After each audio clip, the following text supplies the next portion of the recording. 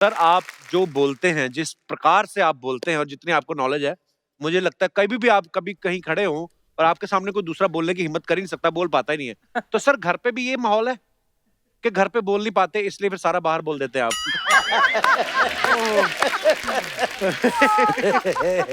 ओह!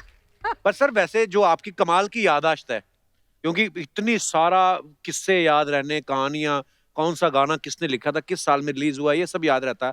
आम आदमी जैसे मेरे जैसा अपनी बीवी का बर्थडे भूल जाए, तो मैं बोल सकता हूँ भाई भूल गया। हाँ, आपके केस में तो ये भी ऑप्शन नहीं है क्योंकि वो कहेंगी सारी दुनिया आपको याद है। हाँ। आप कभी भूल रहे हो सर बर्थडे?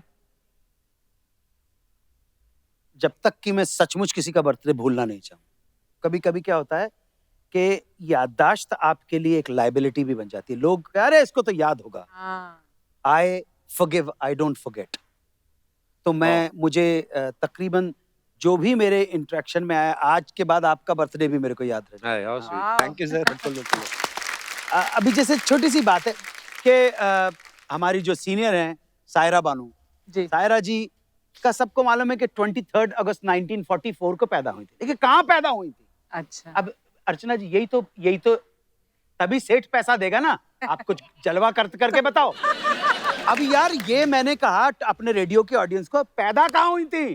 तो मैंने उनके जो प्रोडक्शन वाले थे उन्होंने मेरे साथ काम किया था। मैंने बशीर भाई को फोन किया। मैंने बशीर भाई सायरा जी का पासपोर्ट देख के बताओ। कहने लगे मसूरी पैदा हुई थी। ओह, मैंने उनको वाओ! फोन कि जब उनके फादर मदर गए थे तो वो प्रेग्नेंट थी वहीं पर और वहीं पर उनको लेबर पेन हुआ नसीम जी को और वहां पर उनकी। वाह! क्या बात है। My God. तो ये छोटी-छोटी जो चीजें होती हैं। लता मंगेशकर 28 सितंबर 1929 ब्रिटिश इंडिया का इंदौर।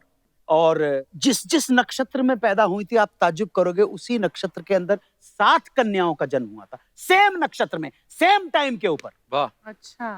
लेकिन कोई तो है जो करता है पत्थरों की किस्मत का फैसला। कोई तो है जो करता है पत्थर की किस्मत का फैसला।